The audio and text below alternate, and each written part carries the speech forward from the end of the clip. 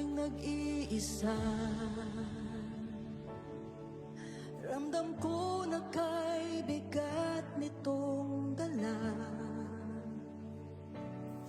ng puso kong nasasaktan. Hindi malaman na aking gagawin. Ako ba'y susuko na? Ngunit ikaw ay nariyan. Di mo ako pinabayaan, Panginoon. Ang nagbibigay lakas sa aking puso, ang aking tanging sandigan. Alam kong ano man ang mangyari, di mo ako iiwan.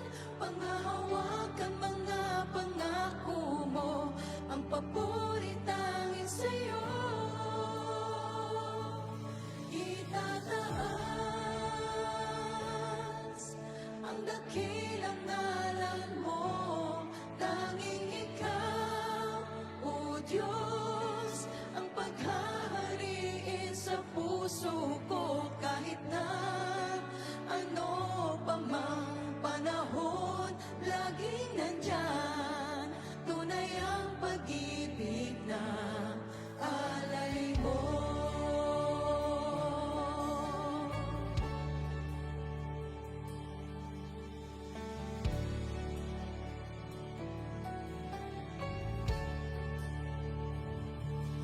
Panginoon, ang nagbibigay lakas sa aking puso, ang aking tanging sandigan. Alam kong ano man ang mangyari, di mo ako iiwan. Panghahawakan mga pangako mo, ang papuri tanging sa'yo itataas.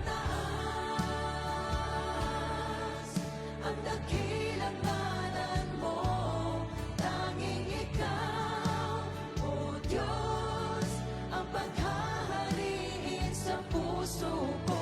Kahit na ano pa mang panahon, laging nandyan.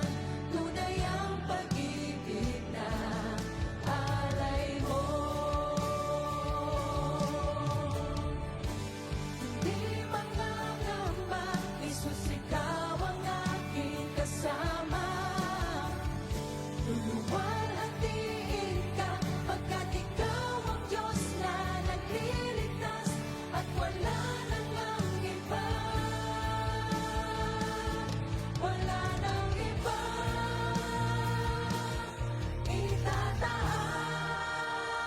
Itataas ang dakilang ngalan mo, tanging ikaw, O Diyos, ang paghahariin sa puso ko. Kahit na ano pa mang panahon, laging nandyan. Tunay ang pag-ibig na alay mo. Itataas ang dakilang ngalan mo, tanging ikaw, O Diyos, ang paghahariin sa puso ko. Kahit na ano pa mang panahon, laging nandyan. Tunay ang pag-ibig mo, kailan may di nagbago, Panginoon.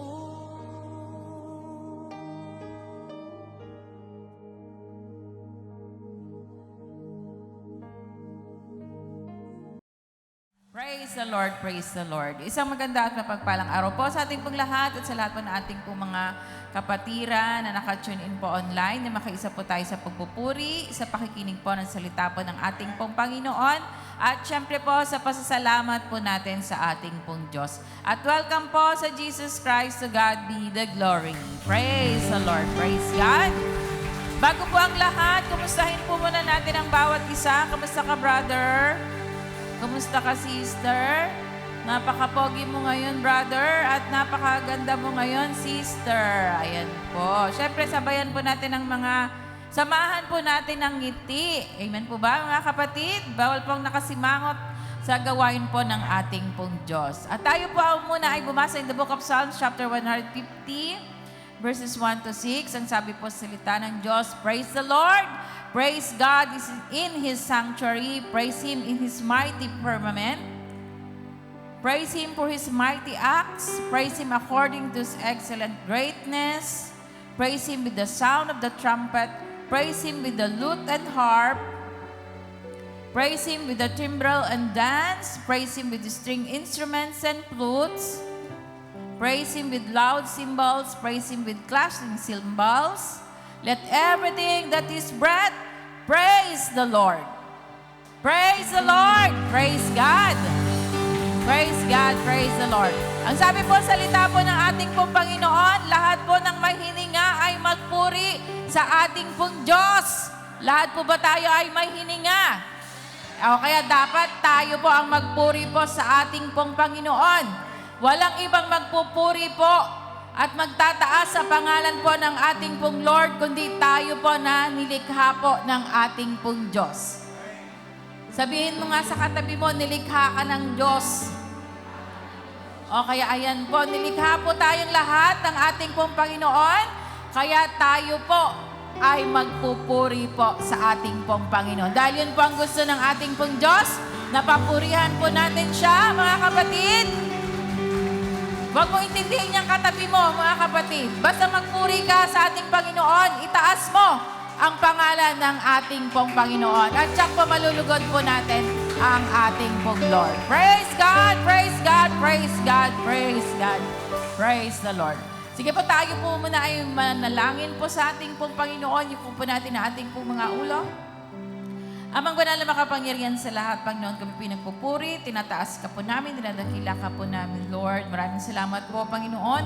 At pinahintulutan mo, Lord, na makarating po kami, Panginoon, sa inyong pong bahay, sambahan, Lord, upang itaas ka, papurihan ka, Panginoon.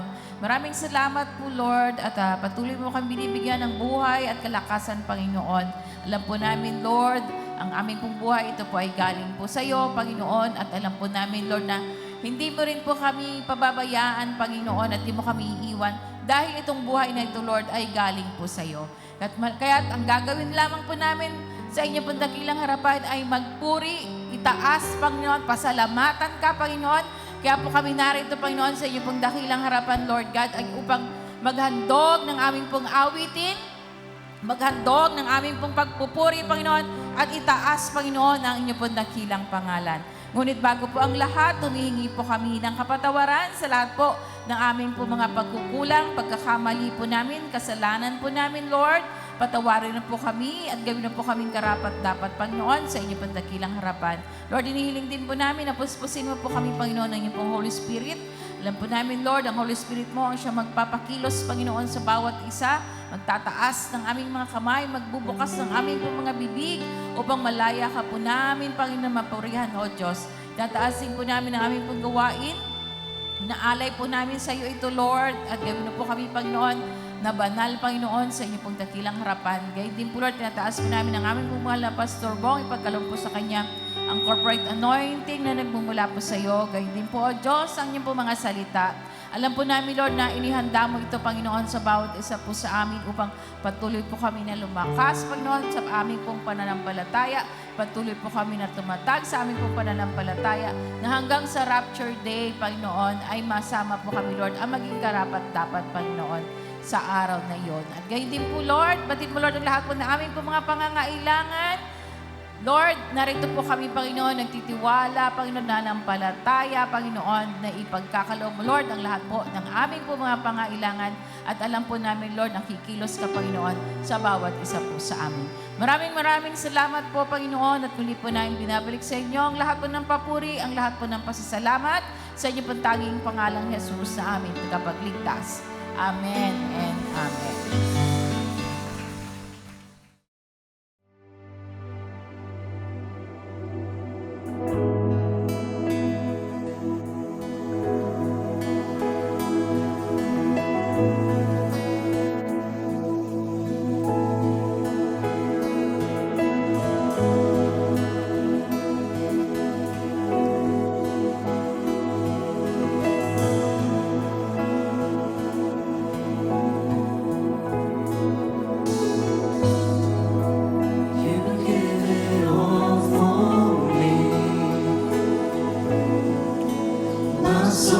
desire, my everything.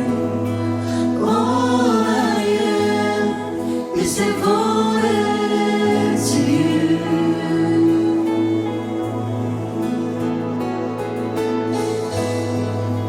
How could I fail to see? You are the love that rescued me. All I am is devoted to you. And oh, how could I not be moved, Lord, here with you? So have your way in me. So there is just one thing that I will see. This is my cry, my one desire, just to be where you are, Lord, now and forever. It's more than a song. My one desire is to be with you, is to be with you, Jesus.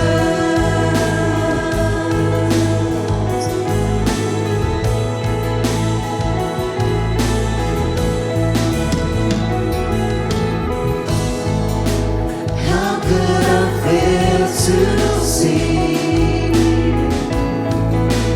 You are the love that rescued me. All I am is devoted to you.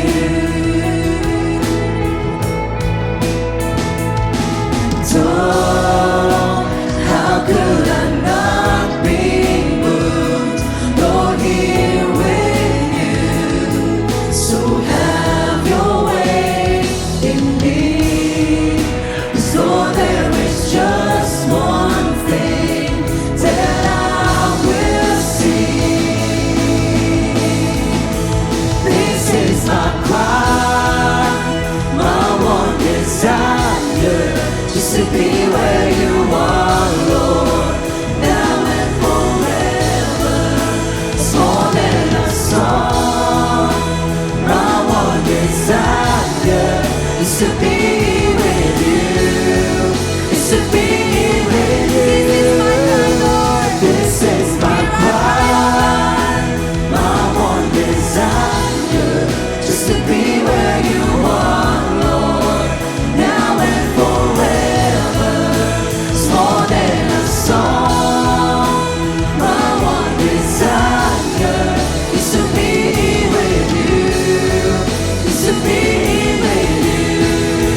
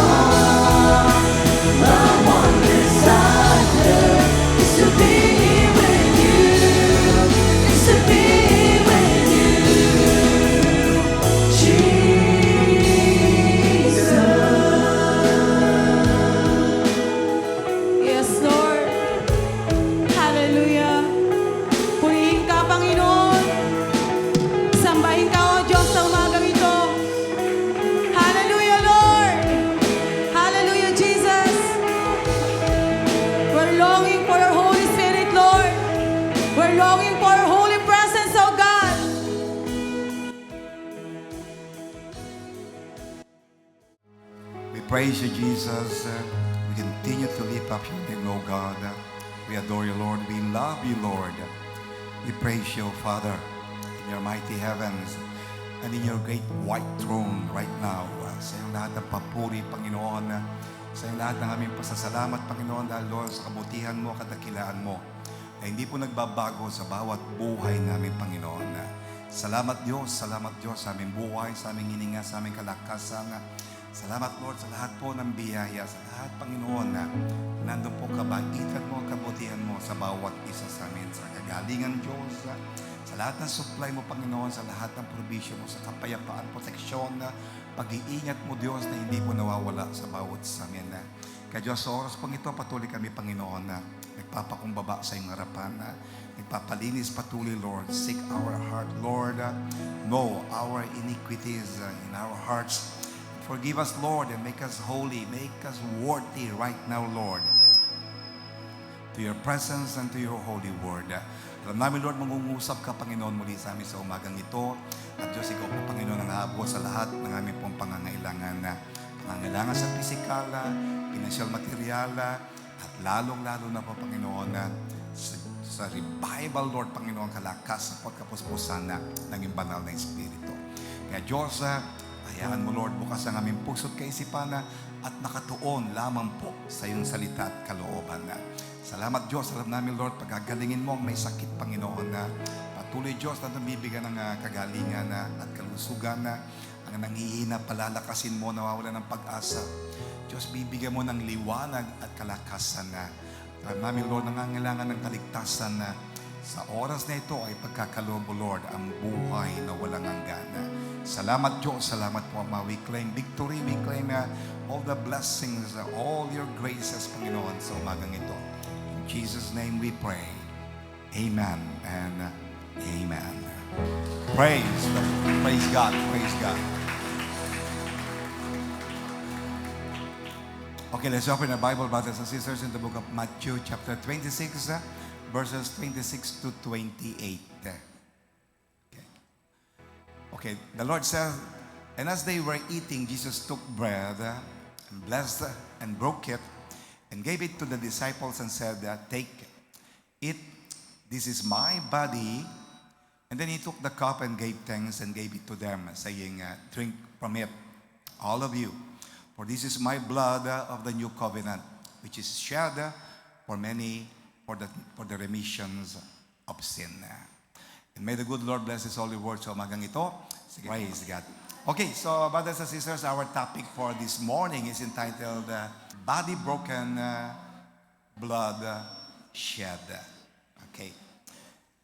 So alam ko, brothers and sisters, alam na natin kung ano magiging takbo po ng message ng Lord, pero gusto pa rin po magbigay ng ating Panginoon ng reminder kung ano po talaga ang kaimportansya ng Holy Communion sa atin.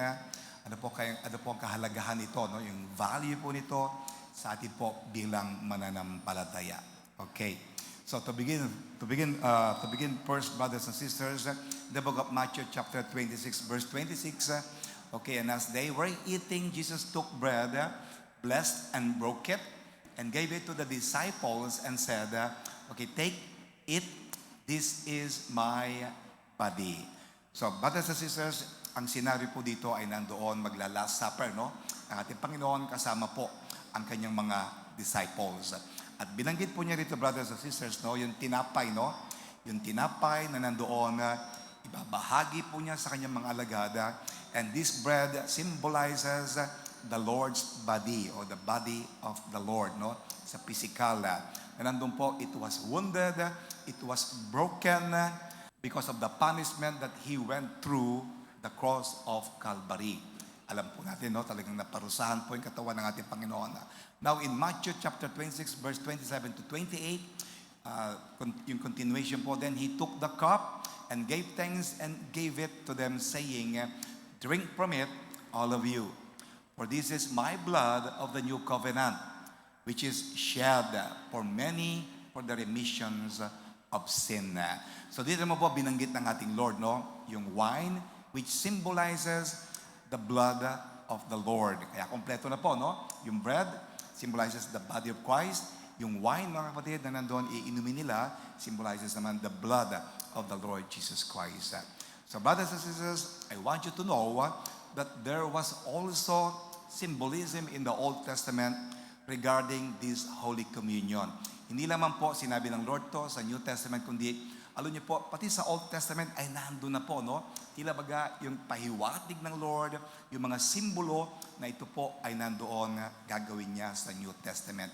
Alam niyo, during the time of Moses, no? Okay, before the Israelites, nandun po ay nandoon pinalaya po, no? Through the plagues, no? Na pinadala ng Lord sa mga Egypt, di ba? Yung 10 salot po. At nandoon, para po nandoon i-spare ang mga firstborn na hindi mamatay, ay saka pa lamang po nandoon pinalaya ng paraon, no? Ang mga Israelites sa pagkakaalipin po sa Egypt. Okay, what are the condition? Ano naman po ang condition nun? Okay, in the book of Exodus, okay, chapter 12, verse 3. Ito ang condition ng Lord para talagang nandun po, ma-spare po sila doon po sa plague, no? Sa salot, ipapadala ng ating Lord para doon po mga kapatid sa mga firstborn, no? Na mga anak na lalaki na mamamatay at hindi mamamatay. Ito ngayon, ang nandun po requirements ng Lord para ma-spare, no? Lahat ng panganin na lalaki sa mga anak ng Diyos, sa mga Israelitas. Speak to all the congregations, sabi po kay Moses, no, of Israel, saying, on the 10th of this month, every man shall take for himself a lamb. Kukuha kayo ng tupa. Bawat pamilya sa inyo, mga Israelitas, according to the house of his father, a lamb for a household. So bawat pamilya, isang tupa ang nandun po kukunin nila. Okay, so dyan po makikita natin, no, na nandoon ni-require ng Lord, brothers and sisters, there must be a lamb to be killed for every household. Yun ang i-offer po nila sa ating Diyos para ma-spare sila, no? Para hindi po sila tamaan, no, ng salot na papatay po sa mga panganay na lalaki doon po sa Egypt. Okay, ano pa ang sabi, brothers and sisters? So yung tupa po ay kailangan 1 taon, no? Ang edad, brothers and sisters, no? Lalaki, male lamb without defect, no? Without defect. Kaya yun po, after 4 days, na sinabi po ng Lord to mga kapatid, they will sacrifice it, no? Ito po ay iaalay nila. Ano pa sabi? Verse 6. Now you shall keep it until the 14th day of the same month. Then the whole assembly of the congregation of Israel shall kill it at twilight. So yun po, no? Papatayin yung tupa na yun para ialay po sa ating Panginoon. Pagkatapos nun, verse 8, then they shall eat the flesh. Kakainin nila yung laman on that night, roasted in fire, po niluto sa apoy, no? With unleavened bread. Yung unleavened po, yung tinapay na walang levadura. Okay, no? Ibig sabihin po, pure, no? And with bitter herbs, they shall eat it. Okay, so dyan sinabi po ng ating Lord na nandoon sasabayan nila, no? Pagpatay ng hayop po, kakanin nila yung laman nito, no? On that night na dadaan po yung yung angel of death, no? Yung salot po, mga kapatid. Sasabay nila ng kain po, no? Ng laman ng tupa na inialay at nandun po with unleavened bread at yung bitter herbs. Yun po ang nandoon na magiging feast po nila, no? Kaya dito po makikita natin yung lampo na yon that was killed is the symbol of the Lord Jesus Christ. Yes, kaya sa Old Testament pa lamang po, ando na po, no? Yung symbolism ng ating Panginoon as the lamb, no? Na kinumpare po sa Kanya. So He was the Lamb of God who takes away the sins of the world. Yun na po ang symbolism ng ating Lord. At yun na rin po ang pinaka-shadow, no, ng ating Panginoon in the New Testament. No? Siya yung tupa na yun, no, na iaalay po sa New Testament para po sa kaligtasan na po nating lahat sa ating kasalanan. Plus, yung unleavened bread po, mga kapatid, is the new symbol of the body of Christ during the Lord's Supper. Kaya, brothers and sisters, yung unleavened bread na pinasabay ng Lord, no, nakakanin nila, doon sa inialay na tupa, yun naman po ang simbolo ng katawan ng ating Panginoong Jesucristo. Gets ba natin? Yes, okay. Kaya sa Old Testament pa lang po, ando na po, no, yung symbolism. Ando na po talaga yung mga sabihin, comparison na gagawin ng ating Lord sa New Testament. Okay, so yan po unang requirements, no? Okay, pangalawa, Exodus chapter 12, verse 7. Okay, and they shall take some of the blood and put it on the two doorposts and on the lintel of the houses where they eat. Okay, so ito naman po, pagkatapos ng laman ng tupa, yung dugo naman ang kukunin din nila, no? Ipapahid daw po saan? Sa hamba ng pintuan, sa hamba ng mga pintana, no? Para yung po mga kapatid, ang nandoon, magsisilbing protection nila pag dumaan po yung angel of death na yon para patayin po yung mga firstborn, no? Firstborn male, mga kapatid sa Egypt, ay hindi po mangyayari yon sa mga firstborn o panganay na lalaki ng mga Israelitas. Kaya maglalagay sila ng dugo po nila, no? They will put lamb's blood on the doorpost and on the lintel of the house. I-sprinkle po nila yun, ano? I-sprinkle nila sa amba at doon po sa mga bintana po, brothers and sisters, no? Para sa gayon, ma-prevent po yung destructive plague na dadaan po at that night, no? Dadating mga kapatid na papasok po para patayin yung mga firstborn doon po sa Egypt. Yun ang pinaka-proteksyon ng mga Israelitas. Yung dugo ng Panginoon, yung dugo ng lamb na yon, no? Na symbol ng ano? The blood of the Lord Jesus Christ. Okay, kaya kita nyo, sabi po sa verse 13, now the blood shall be a sign for you on the houses where you are. Yan ang sign na titignan ng Diyos sa kanila. Pag may sign na may dugo na yan, spare ka, no? Ligtas ka. Okay, why? When I see the blood, sabi ng Lord, I will pass over you. Lalagpasan ko ang bahay ninyo. Hindi mamamatay yung panganin na lalaki dyan. No? Sabi doon, and the plague shall not be on you. Wala ang salot sa inyo to destroy you when I struck the land of Egypt. Sa Egypt lang mangyayari yun, pero hindi sa inyo na merong dugo na nandoon na nakapahid sa hamba ng pintuan at ng bintana. Okay, so yan po, brothers and sisters, the plague will pass over the Israelites. Why? Sinabi mismo ng Lord, verse 23 pa, 12:23. For the Lord will pass through. Ayun, brothers and sisters, no? Lalagpasan ng Diyos, no? Through yung pong angel of death na yon, to strike the Egyptian. Pero lagpas sa mga Israelitas, no? Exempted sila. And when He sees the blood on the lintel and on the doorpost, pag nakita ng Diyos yung mga dugo sa hamba ng pintuan at ng mga bintana, the Lord will pass over the door and not allow the destroyer to come into your houses to strike you. Lalagpasan po, mga kapatid, ang angel of death yun, at nandun po mai-spare po ang lahat ng pamilya, lahat ng firstborn, panganay na anak ng mga Israelitas. Kaya dyan po makikita natin, there is power in the blood, which symbolizes the blood of the Lord Jesus Christ. Yes, may power to save, no? Power to spare, brothers and sisters. Kaya nga, yung blood po na yan, no? Na iti-take natin mamaya sa Holy Communion, dyan po, mga kapatid, kinumpare, mga kapatid, no? Yung nandoon, gagamitin natin sa Holy Communion, which symbolizes the blood of the Lord Jesus Christ. So, we are protected. We are safeguarded against, ngayon po sa panahon natin, wala na po yung angel of death. Pero ngayon, karamdaman, dyan po, protektado tayo. Lalagpasan tayo, mga kapatid, ng karamdaman na, yes, kahirapan, dengue, o pati yung COVID, mga kapatid, kung meron pang COVID pa, lalagpasan tayo dyan, mga kapatid. Hindi tayo dahil protected tayo ng blood ng ating Lord. Kaya po, importante talaga makiisa tayo sa Holy Communion po natin. Amen. Yes, baka akala nyo, basta inom lang tayo ng inom. Hindi po. That symbolizes the blood. Sana pag inom natin, inisip natin, ito dugo ng Lord na nandun po, magiging sign para protektado ako, secured ako, covered ako ng blood ng Lord, at anumang salot, hindi makakapanaig sa mga anak ng Diyos. Sa mga to God be the glorians. Praise the Lord. Kaya, brothers and sisters, the blood of Jesus Christ is our covering, our seal, no? Yan po ang pinaka-cover natin, pinaka-seal po natin bilang mga mananampalataya sa harapan ng ating Diyos na buhay. Amen. Kaya alam ko, napapasin ko na nga po, no, tuwing communion natin, pulpak tayo, no? Pati sa labas, brothers and sisters. No? Kaya maganda, nakikita natin talaga, pinapahalagahan natin, no? Yung ating pong Santa Cena o Communion, kasi yun nga po, sa tinapay, katawan ni Kristo. Amen. Yung dugo, yung iinumin natin, the cup, mga kapatid, andun yung dugo na simbolo ng dugo ng yung wine, andun yung simbolo ng dugo ng ating Panginoong Hesus Kristo. Amen.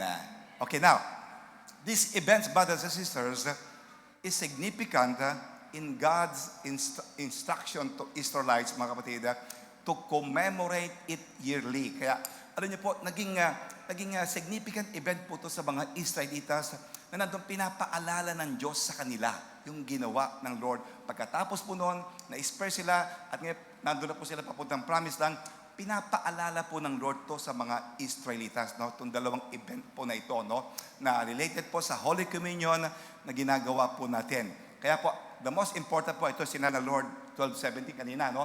Okay. So you shall observe the feast of the unleavened bread.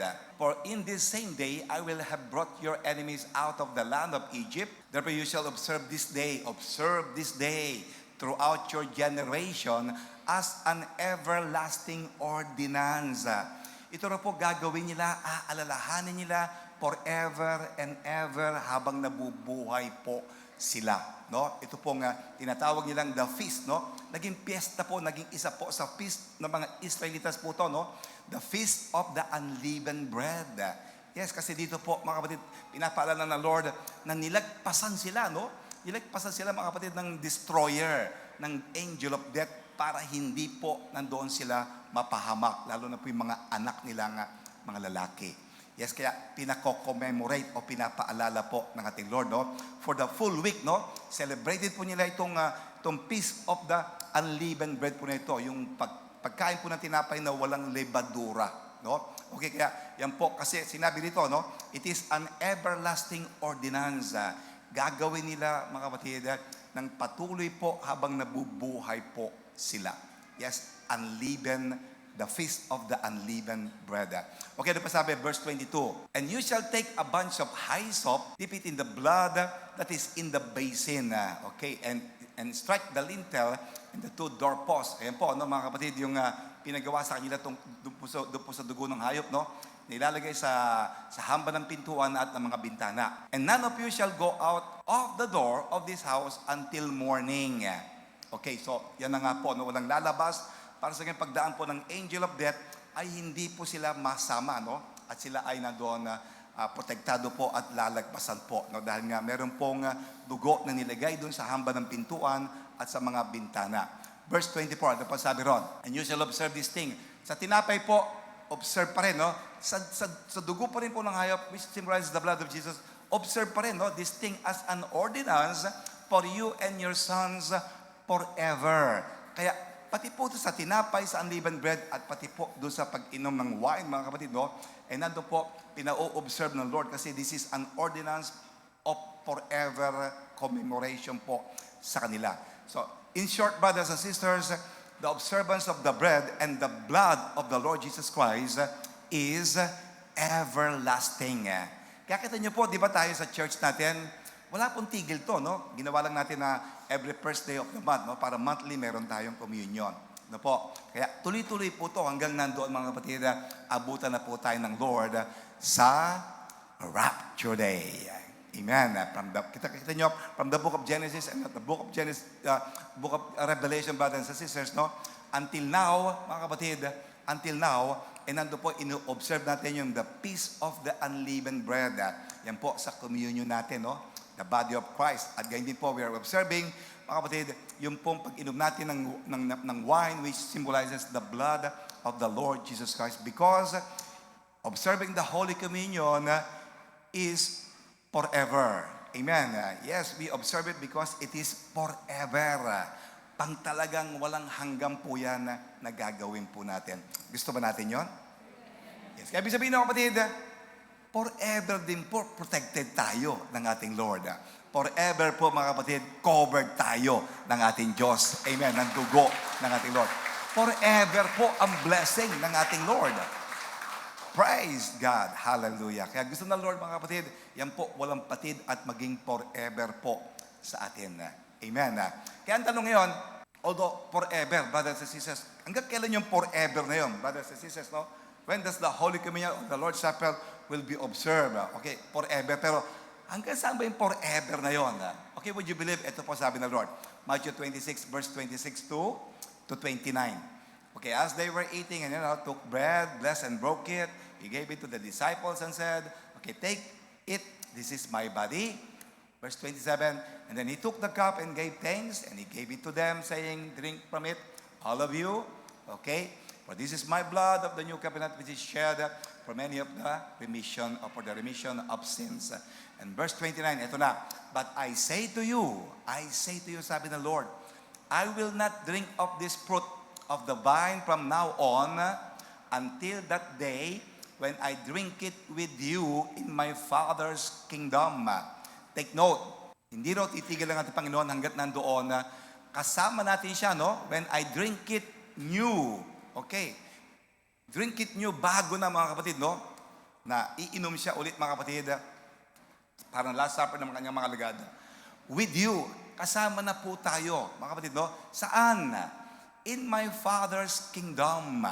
So, brothers and sisters, yung forever na yon, mga kapatid, pinapaalam ng Diyos, the last observance of our Holy Communion or the Lord's Supper, brothers and sisters, will be in heaven already on the rapture day. Pag ni-rapture po tayo, doon po sa langit, mga kapatid, doon na tayo mag-Holy Communion kasi kasama na po natin ang ating Panginoon. Amen. Yes, kaya sabi niya, di ba? Till when I drink it new, bago na, no? Bago na yung last supper na yung mga kapatid o yung communion na yung mga kapatid. With you, kasama tayo in my Father's kingdom. Sa kingdom of heaven na po tayo. Nandoon na. Kakasamahin ng Diyos para sa communion po natin sa Kanya. Kaya nga forever na yon, kasama na natin ang ating Lord. So it speak about the rapture day, mga kapatid. At nandun po, nasaan na magkakaisa-isa po tayo, magkakasama tayo sa pag-Holy Communion after the rapture day in heaven po. Amen. So that is the last observance of our Holy Communion. Kasi kasama na natin ang ating Panginoon. Amen. Kung kasama natin ang Panginoon, hindi natin kailangan mag-communion kasi kasama na natin siya. Ngayon lang kasi mga kapatid, ala pa tayo sa piling niya, kaya nag-Holy Communion pa tayo. Amen. Pero pag na-rapture na po tayo, kasama na ang Lord, tapos na po nun. Yung last communion, yun na po ang last kasama ang ating Panginoon. Amen. Kaya yung sinabi po sa 1 Corinthians 11:26, for as often as you eat this bread and drink this cup, yan po, ginagawa natin sa communion, no? Nakikisa tayo, kumakain tayo ng tinapay, umiinom ng cup, mga kapatid, you proclaim the Lord death till He comes. Pinuproclaim daw po natin ang kamatay ng Panginoon hanggang sa pagbabalik niya. Take note yung till He comes. No? Sa pagbabalik niya, that is on the rapture day. Doon na ulit tayo po mga kapatid gagawa ng last communion o Lord Supper po natin. Amen. Yes, yun po yung second coming. Kaya sinabi rin po sa Revelation chapter 19 verse 9, then He said to me, right, blessed are those who are called to the marriage supper of the Lamb. Yan pong marriage supper of the Lamb niyan, that refers to our communion, the Lord's Supper, no? Yan na po sinabi, marriage supper of the Lamb. Yan na po yung nandun, ikakasal tayo, no? Sa groom, our Lord Jesus Christ. We as the bride of church, tayo na po yung magsasama na. Parang nandun po, mga kapatid, bride and groom. Tinawag ng Lord na marriage supper of the Lamb. Which also refers, mga kapatid, doon po sa the last supper ng ating Lord, sa atin po, o yung Holy Communion po natin. Amen. Palakpakan natin ang ating Lord. Praise God. Praise God. So, marami pong preacher nagsasabi, mga kapatid, ito raw pong marriage supper of the Lamb will happen after the rapture day. Pero alam niyo po, some Bible scholars naniniwala naman po that this is the type of the Lord's Supper. Amen po. At ang continuation po nito, mga kapatid, will be, mga kapatid, on the Lord's Supper in fulfillment of the wedding feast. Yung talagang kasalan po o pagsasama na ng mga believers as the bride and the Lord Jesus Christ as the groom. Yun na po yung wedding feast or the rapture day na magsasama na po, no? Ang Church of God, the bride and the Lord Jesus Christ as the groom. yun na po yung kasalan po, o parang kasalan, o yung union ng Church and the Lord Jesus Christ. Amen. Yun po ang nandun naman po paniniwala ng some Bibles. Kaya ganyan po ka-importante, no? Ang Holy Communion sa atin po bilang mananampalataya. Kaya wag po nating imi-miss po, no? Na tayo po ay hindi po makapag-partake, no? Doon po sa blood and the body of our Lord Jesus Christ, no? Kaya kita nyo sa Old Testament and up to heaven, mga kapatid, ay nandun po, sinabi pa rin po ni Apostle Paul, verse 26, no? As you often eat this bread and drink this cup, you proclaim the Lord's death till He comes. Till He comes. Yan po, pag nagtitake tayo ng Holy Communion, umaasa po tayo, mga kapatid, diyan pa rin po yung faith natin, the second coming of the Lord, makakasama tayo sa Rapture Day. Amen. Yes, at doon po magaganap yung huling communion natin with the Lord. Yan ang pagpo-proclaim po natin, no? Mga kapatid, sa Lord's Supper at Holy Communion po natin. Now, why does it mention, mga kapatid, both the Lord's death, no? Andun yung Lord's death and His second coming.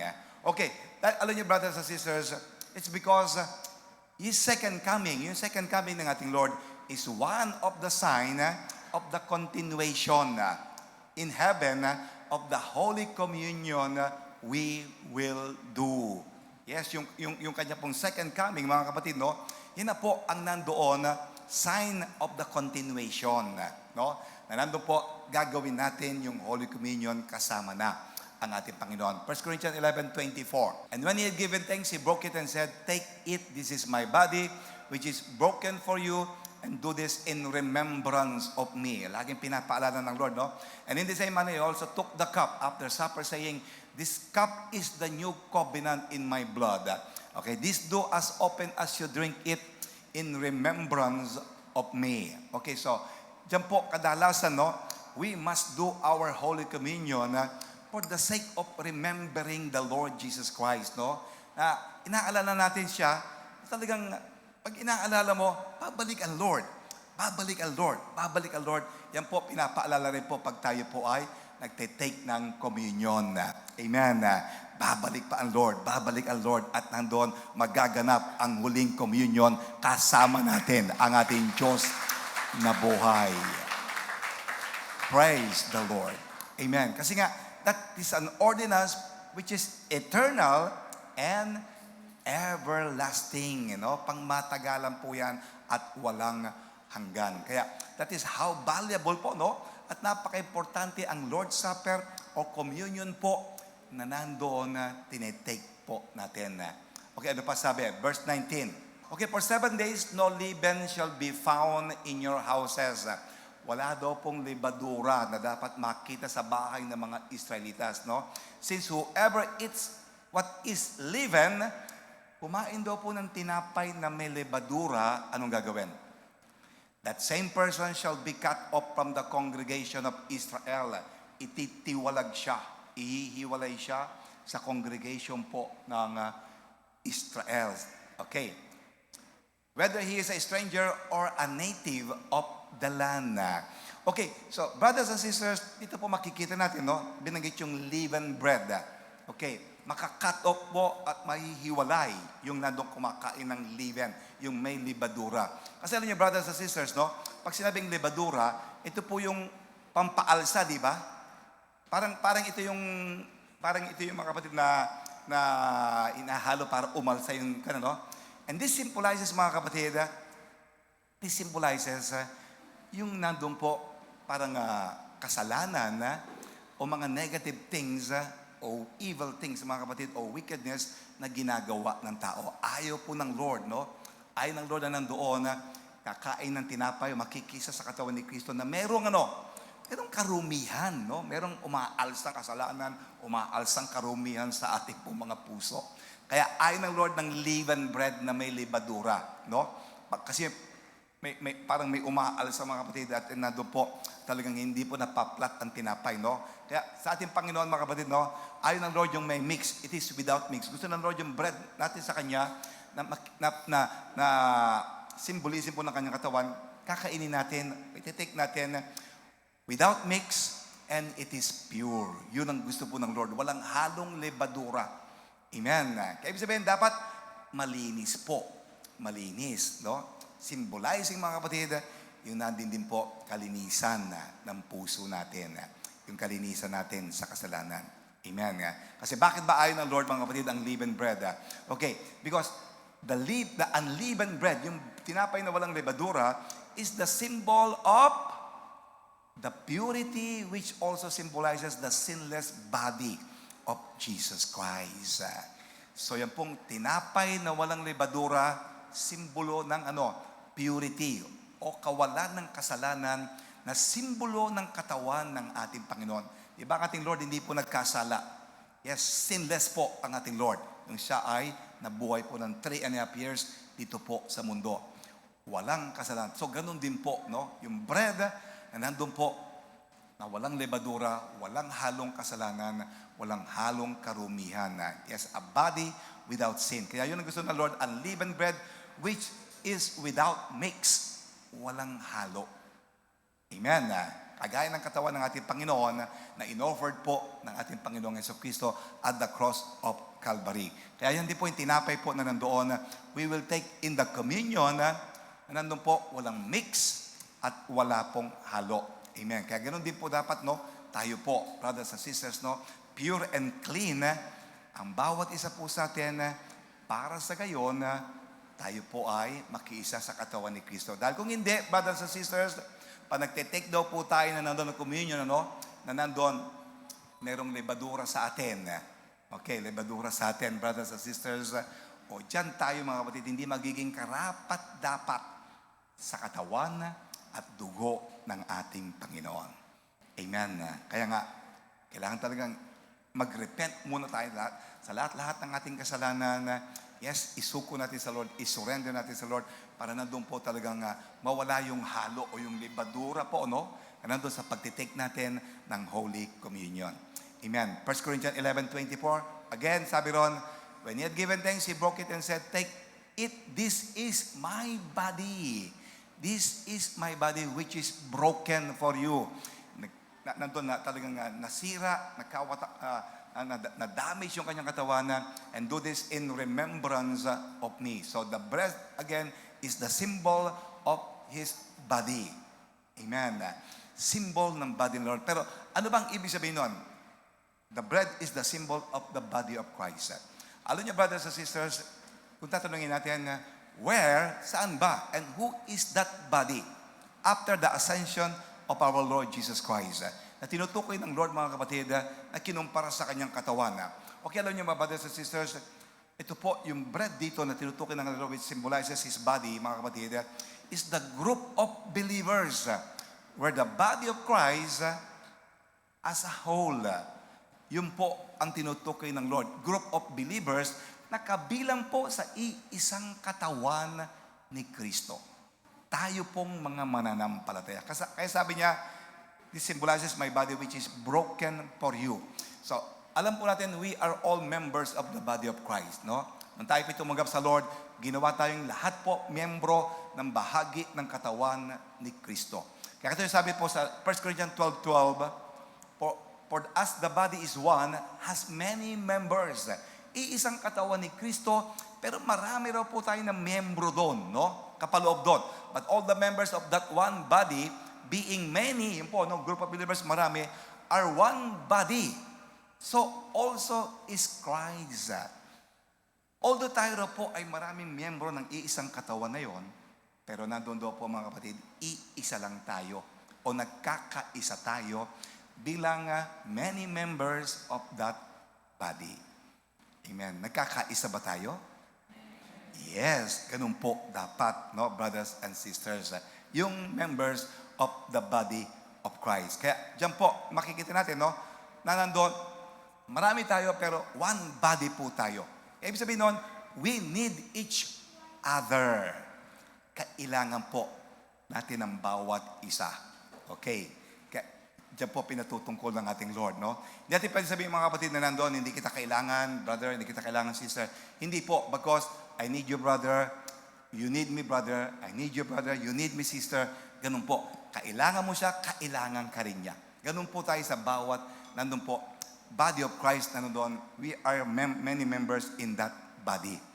Amen. Para po, isang katawan lang talaga ni Kristo. Pero marami. Yes. Kasi nga, ang pinakaulo talaga ay si Jesus Christ. Kaya, brothers and sisters, dyan po makikita natin, no? The body of Christ will not be completed without the other. Yes. Pag initsipwera po natin ang ating po mga kapatiran, hindi po nabubuo ang katawan ni Kristo. Watak-watak ang katawan ni Kristo. O para bagang broken ang katawan ni Kristo. Kaya kata niyo, brothers and sisters, the Lord is pushing us to attend. Diba? Pushing us to give, or to serve Him, brothers and sisters, to praise Him, or to give, mga kapatid, no? To serve Him, to worship Him, mga kapatid, para po makompleto ang one body of Christ. Makompleto po ng mga many members of that body. Kaya pinapa-attend tayo para magkaisa-isa. No? Tuwing linggo magkakasama tayo, tuwing gawain magkakasama po tayo. Yun po ang unity ng many members of the body of Christ. Kakita nyo sinabi, no? His body is broken, no? His body is broken for us. Ito po ay nasira, nawasak para sa inyo o para po sa atin. Amen. So the Lord broke it and give it, no, to each one of His disciples. Bakit binigay po sa bawat isa sa kanyang mga disciples? Why? Para po ano? In order to make whole of the spiritual body of Christ. Yung kinain nilang tinapay niyo na simbolo ng isang katawan ni Kristo, doon po binubuo ng ating Lord, no? Through that bread, mga kapatid, the symbol of His body, binubuo niya yung kanyang iisang katawan. Kasi lahat kumain di ba? Lahat ng kumain ng bread. Doon po, mga kapatid, magiging isang katawan ni Kristo. Amen. Although, broken, nagkawatak-watak, nasira, pero mga kapatid, pag nagpapartake tayo, nabubuo muli yung katawan ni Kristo na yon dahil po sa pagkakaisa natin, lalo na po sa communion. Amen. Yes, nabubuo yung one body of Christ, brothers and sisters. Pag nagtitake tayo ng bread na yon at ng wine po na yon. Amen. Kaya ganun po kahalaga, no? Kaimportante, mga kapatid, yung pagkakabuo ng body of Christ dahil po sa pagtitake natin ng communion. Amen. Yes, the literal body of Christ will be broken. Di ba sinabi talagang mapaparusahan po ito, susugatan po. But when it is broken, brothers and sisters, it will be also the reason for the unity of the Lord's spiritual body, and that is us.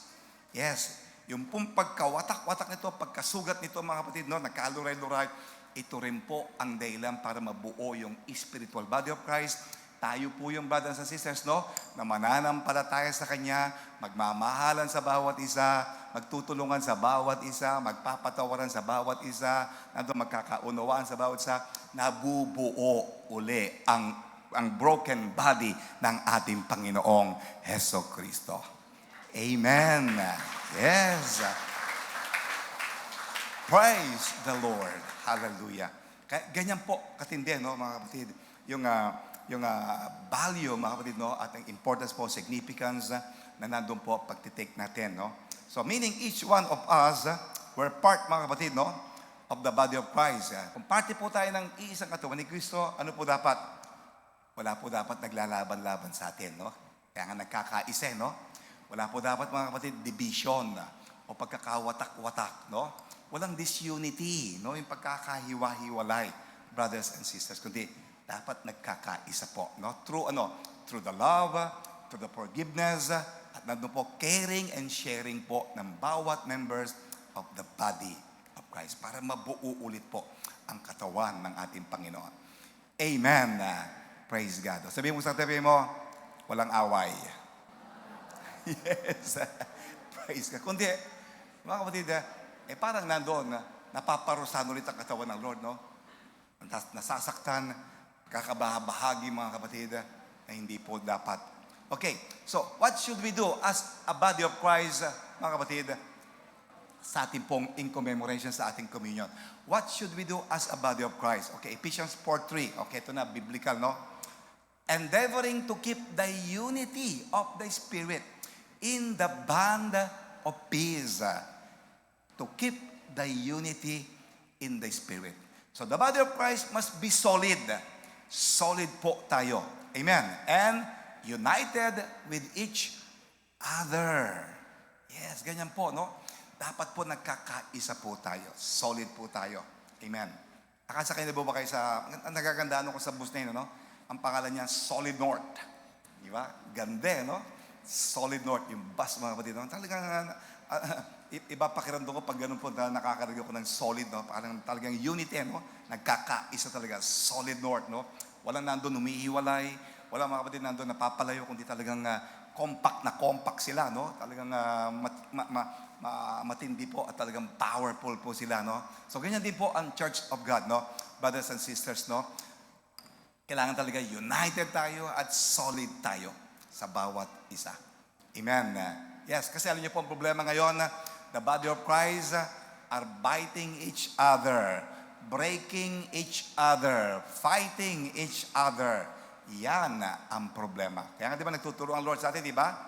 Repay evil with good, not evil for evil. Forgive one another, love one another, bless one another. Amen, di ba? Yan ang tinuturo ng Lord para talaga nandun po, we must not be biting and fighting each other.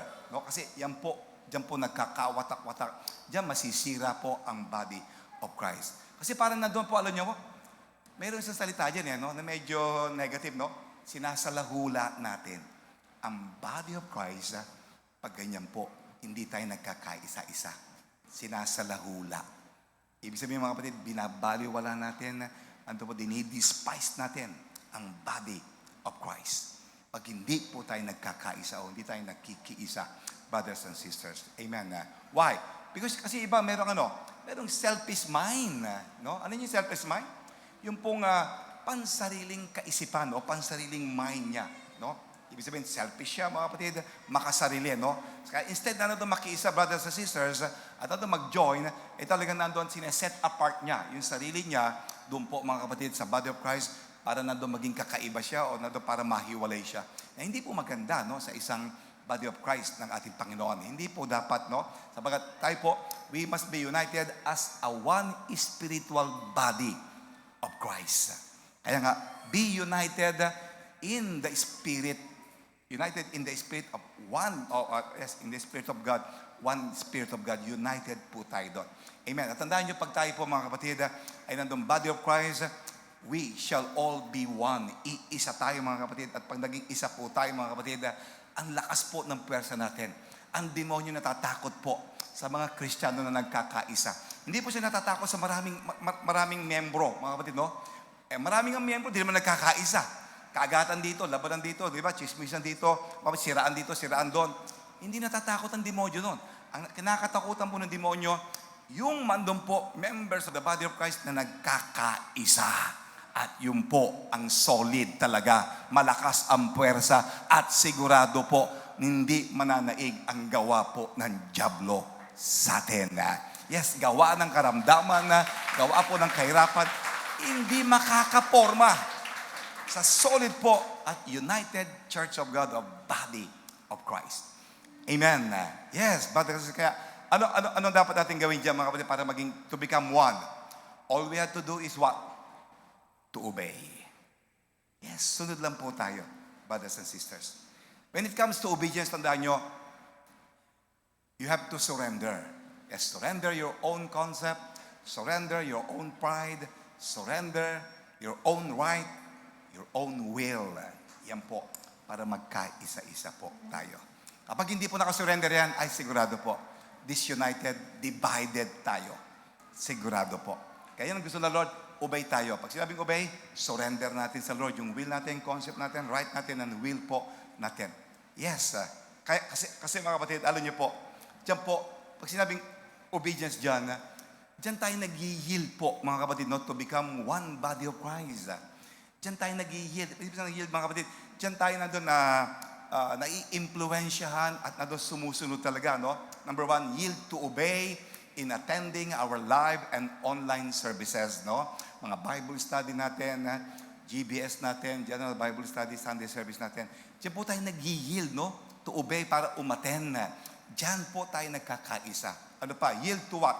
Yield to obey in praying for the powers and miracles of God. Yes, maganda rin po nandun. Nag-yield tayo, nagkakaisa tayo para masunod saan? Sa panalangin po para makuha natin yung tugon ng Diyos, yung miracle ng ating Diyos na buhay. Pag nagkakaisang nananalangin. Yes. And also yield to obey in soul winning, no? Yan, nagse-share tayo ng gospel, kapatid, sharing the gospel, tapos i-disciple po natin, brothers and sisters, for the salvation. Even may crisis po ngayon, even may global crisis, may gera sa ibang bansa, brothers and sisters, andun pa rin po, nag-yield tayo to obey, no? To soul win, to share the gospel ng ating Panginoon, the gospel of salvation. Maski na may crisis. Yes, yan po yung mga yielding natin, no? Pag-yield natin, po nandun po, pagsama natin o pagsang-ayon po natin sa pagsunod po sa loob ng church. And also, yield to obey in giving, no? For God's supply, for God's provision, and for our financial survival. Yes, yield pa rin po tayo, no? To obey in giving, no? In our tithes and offering, bigay pa rin po tayo. Lalong mas crisis po, lalo tayo magbigay para nandun. Makita natin yung supply ng ating Lord. Makita natin yung provision ng ating Lord. Yung prosperity ng ating pong Diyos na buhay. Yes.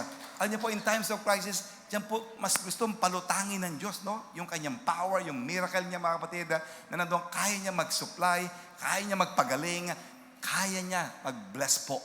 Lalo na po sa mga anak niya na nag-yield to obey. Yes. Gustong-gusto po ng Lord ipakita yung power niya. Amen. Okay, now, anong reward natin? What is the reward then of the members of the body of Christ being one and united? Dahil tayo po ay nagko-communion, nagiging isa, mga kapatid, in partaking the body, mga kapatid, and the blood of the Lord Jesus Christ. Okay, Psalms 133, verse 1. Anong sabi ron? Behold, how good, sabi ni Psalmist David, no?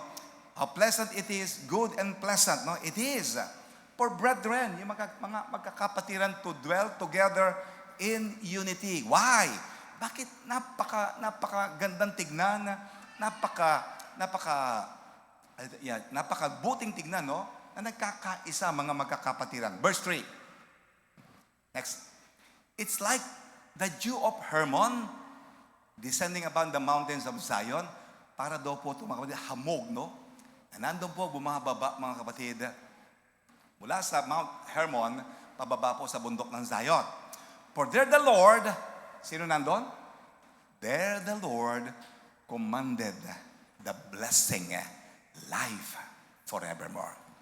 Yes, pag nagkakaisa po, tandaan niyo, brothers and sisters, naniniwala ako, hindi mo na kailangan hilingin pa yung gusto mo. Amen. Uutusan na ng Diyos yung blessing para sa iyo. Yes. Kasi nagkakaisa tayo. Kita na Lord, may sakit ka. Oh, healing dyan. Amen. Kita ng Diyos, kailangan mo ng pera. Oh, pera dyan. Ganun po uutusan ng Diyos, mga kapatid, yung blessing. Naniniwala ba tayo doon? Yes. Kung yung blessing na uutusan ng Lord, dapat tayo mautusan din ng Lord na magkaisa. Amen. To obey. Para mga kapatid, utusan din ng Diyos yung yung blessing para sa atin. Tandaan nyo what you sow is what you reap. Ano iniasik mo, yun ang aanihin mo. Kaya mga kapatid, kung tayo po mga kapatid, nandoon sumusunod, mga kapatid, pasusunurin din ng Diyos yung blessing para po sa atin. Amen. Sino may kailangan ng blessing? Amen. Praise God. O kaya kailangan nga mga kapatid, sumunod tayo, magkaisa tayo. Ayan, mamaya, gagawin natin through communion po. Amen. Yes, para po talagang i-bless tayo ng ating Lord, no? For there the Lord, andun ang Diyos na magkukuman, mga kapatid, for healing to those who are in sickness. He will command prosperity for those who are in need of financial problem. He will command. He can command everything and everyone. Yes, God is in control. He is the Almighty God who is in control of everything. Yes, kaya yan po ang maganda, no? We as the body of Christ will be blessed by God as one and united. Kaya hindi po nakikiisa, sorry na lang, no? Yung nakikipag-divide po, hindi po ibe-bless ng ating Lord. Yun lang po talagang united at iisang body of Christ. Ang nando po ibe-bless ng ating Lord. Kaya we need to be united as a body of Christ, brothers and sisters, no? Just as Christ is only one, isa lang si Kristo, brothers and sisters, no? Tayo po, dapat din po lumalakad as one. We are fighting the battle as one, and we will be blessed by God as one. Amen. Iisang katawan ni Kristo, lahat tayo ibe-bless po ng ating Lord. Kaya yun po, mga kapatid, no, ang pinaka-benefits po natin. Kaya, if we receive, brothers and sisters, the bread, okay, and we stand as part of others, and each one, brothers and sisters, nagkakaisa tayo, surely po, ang Church of God will be one and will be a strong force of God. Tayo po ay magiging isa at malakas na puwersa ng ating Diyos. Amen. Kaya hindi po mananaig po, no? Kaya nga, yung inawit natin kanina, we are victorious. Sino ba may gusto nun? We are victorious. We are more than conquerors.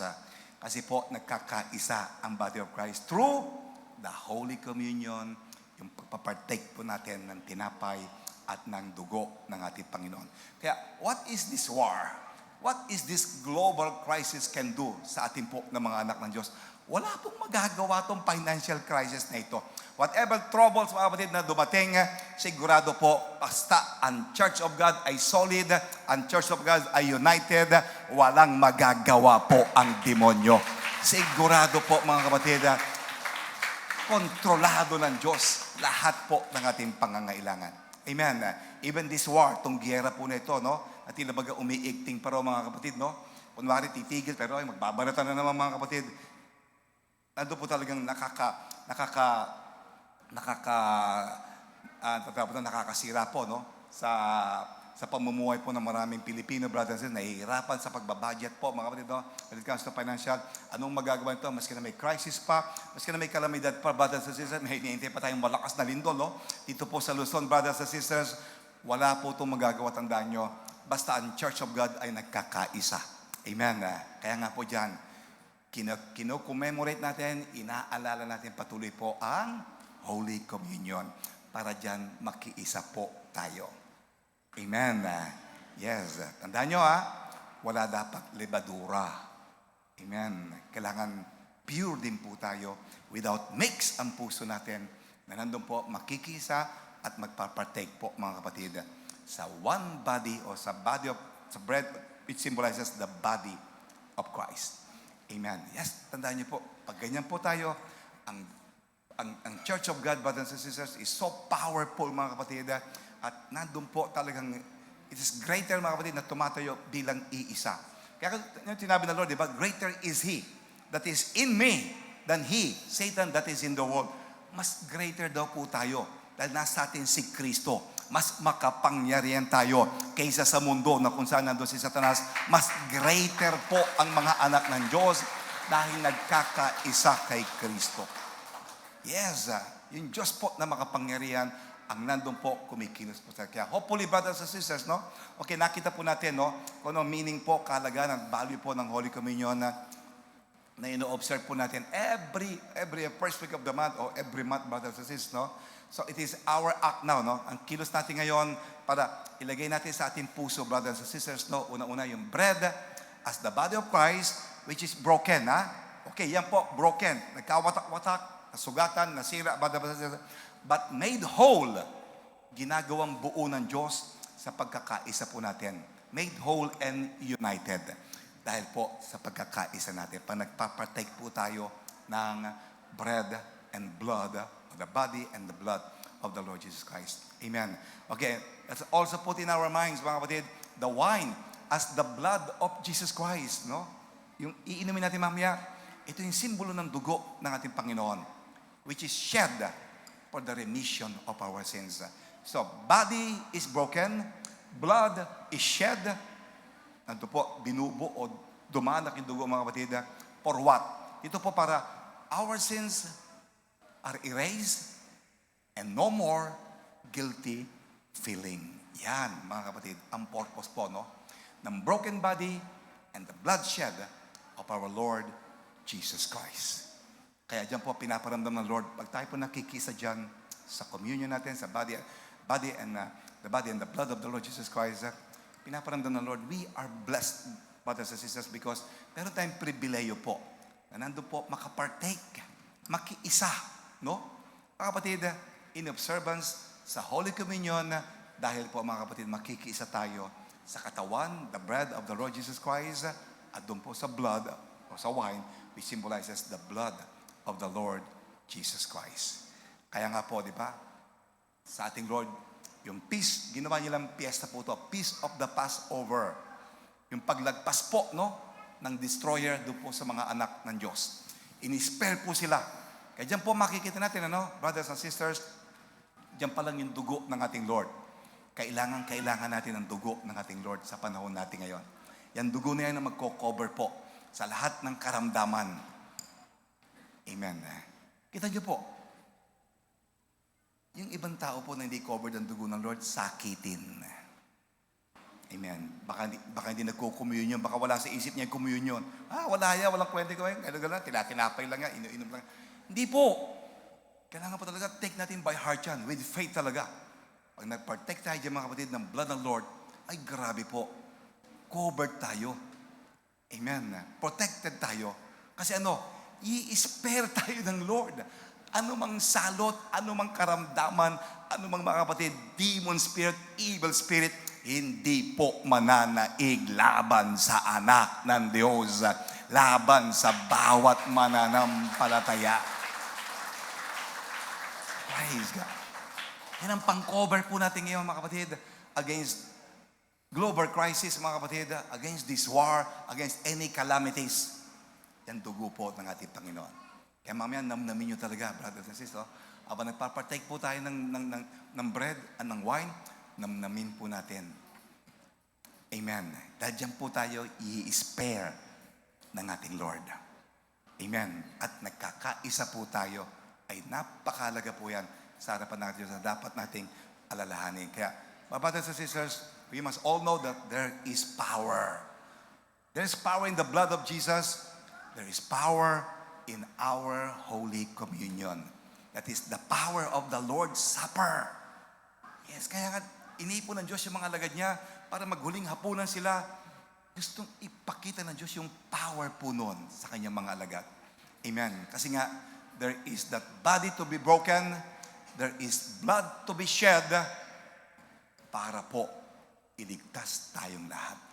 Ilan po ang pinakadulo din yan? For our salvation. Amen. Praise God. Dahil ganyan po tayo kamahal ang ating Panginoon. Kaya huwag po natin kakalimutan yan. Ngayon magpapartake po tayo, brothers and sisters, makikisa tayo sa Holy Communion para po, mga kapatid, ipakita ng Diyos, no?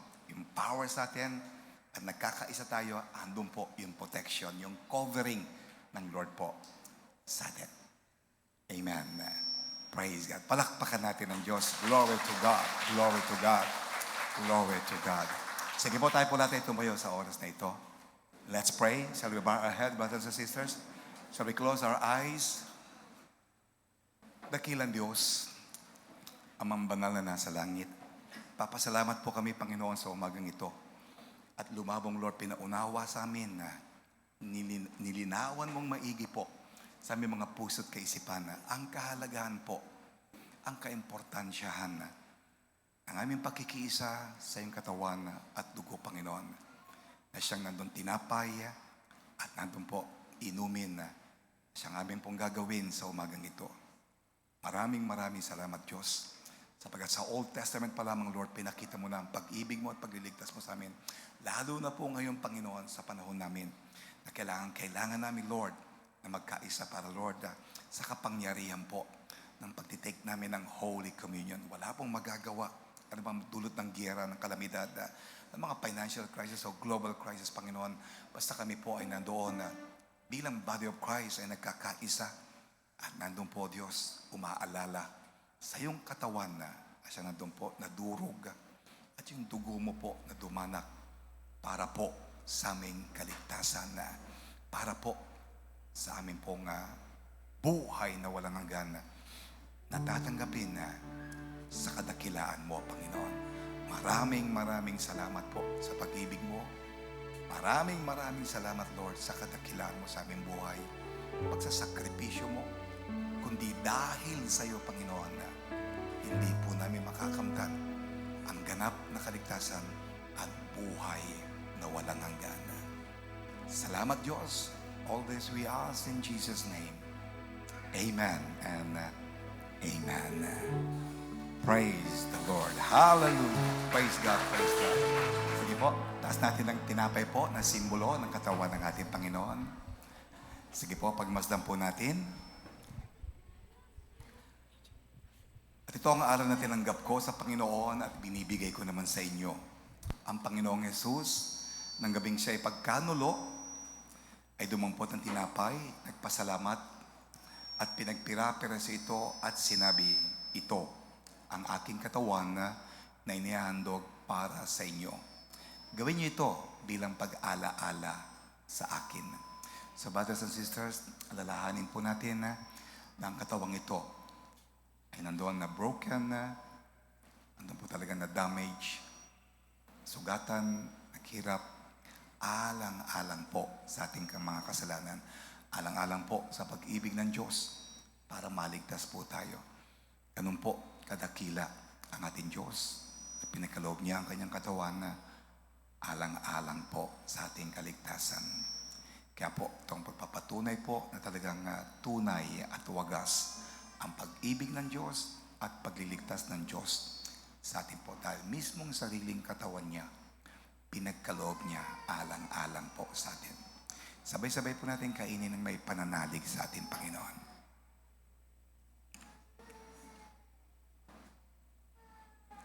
Ngayon naman po, taas natin ang sarok na kinalalagan ng simbolo ng dugo ng ating Panginoon. Kaya hindi naman matapos magapunan, ay nawakan niya ang saro at sinabi, ang sarong ito ang bagong tipan na pinagtitibay ng aking dugo. Gawin niyo ito bilang pag-ala-ala sa akin. Sapagkat tuwing kakain kayo ng tinapay na ito at iinom sa sarong ito, ay pinapahayag ninyo ang kamatayan ng Panginoon hanggang sa muling pagparito niya. Brothers and sisters, ito naman po ang dugo ng Panginoon. Ano din po inialay ng Diyos, ibinuhos ng Diyos sa krus ng Kalbaryo. Hindi lamang po para hugasan, takipan, at linisin po ang ating mga kasalanan, kundi ito po ang pinantubos, pinambayad ng Diyos sa bawat kaliit-liitan at kalaki-lakiang kasalanan nga nagawa po nating mga tao sa kanyang harapan. Tanda pa rin po ng wagas at nandun po tunay na pag-ibig at pagliligtas ng Diyos sa bawat isa po sa atin. Ganun po tayo kamahal ng ating Panginoon. Sabay-sabay po nating inumin na may pananalig sa ating Panginoon.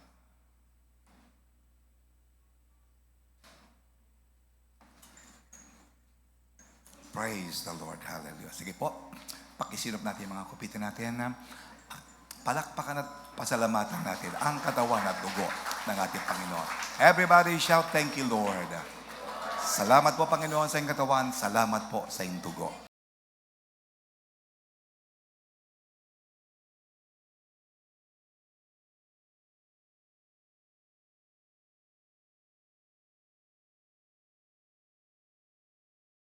Purihin po ang ating pong Panginoon at salamat po sa katawan at dugo ng ating pong Diyos. Mga kapatid, na nandun po sinakripisyo po ng ating pong Panginoon at the cross of Calvary, kaya po tayo ay nagkaroon po ng kaligtasan. Kaya nga po mga kapatid, gawin po nating karapat-dapat po tayo sa harapan ng ating pong Panginoon na maging worthy po tayo sa harapan po ng ating pong Lord para hindi po masayang po yung ginawa po ng ating pong Panginoon. Praise the Lord. At sa oras po ito, tayo po ay dadako naman po sa ating pong pagbibigay. Bumasa po tayo in the book of 2 Corinthians chapter 8 verses 1 to 3. Moreover, brethren, we make known to you the grace of God bestowed on the churches of Macedonia, that in a great trial of affliction, the abundance of their joy and their deep poverty abounded in the riches of their liberality. For I bear witness that according to their ability, Yes, and beyond their ability, they were freely willing. Praise God. Sabi po dyan, mga kapatid, na yung punto pong iglesia po sa Macedonia, mga kapatid, ay nasa matinding pagsubok, mga kapatid. At sila po ay nandun po, nasa kahirapan po sila, mga kapatid. Ngunit, sabi nga po doon, na sa kabila po nito, ay masayang-masaya pa rin po silang nagbibigay po sa ating pong Panginoon. Beyond their ability and capacity, mga kapatid, they are free, willing to give. Yan po, mga kapatid. So tayo po, tinetest din po tayo ng ating po Panginoon. Magbibigay lang po ba tayo pag nasa kasaganaan po tayo? At pag nandun na po tayo sa kahirapan, ay hindi na po tayo magbibigay sa ating pong Diyos. Dito nga po, binibigyan po na example po yung church po sa Macedonia, mga kapatid. Bagamat alam po nila nandun po sila sa pagsubok, mga kapatid, hindi po sila nalulungkot, mga kapatid. Bagkos masayang-masaya pa rin po sila na nagbibigay sa ating pong Panginoon dahil alam po nila, mga kapatid, na ang Diyos po ang Diyos ng pagpapala. Praise God. Kaya po sa oras na ito, mga kapatid, beyond our ability and beyond our capacity, mga kapatid, magbigay po tayo ng ating pong ikapo at alay po natin sa ating pong Panginoon.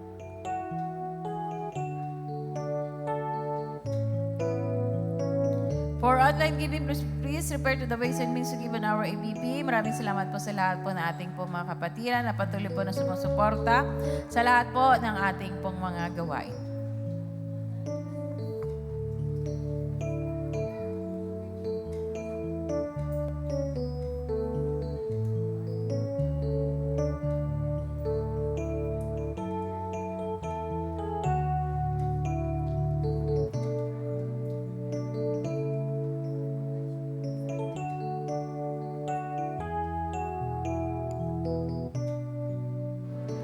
At sa oras po ito, mga kapatid, tayo po ay dadako sa ating pong second offering for the continuous construction of our church center po. Sige po, patuloy po tayo na magbigay po sa ating pong church center.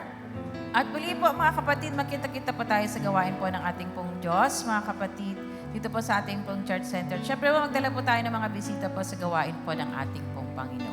Siyempre po, makita-kita po tayo sa ating pong General Bible Study dito po sa ating pong church center, 6 o'clock po ng gabi. At gayon din po, yung ating pong Dawn Watch every Saturday, 5 o'clock po yan ng umaga.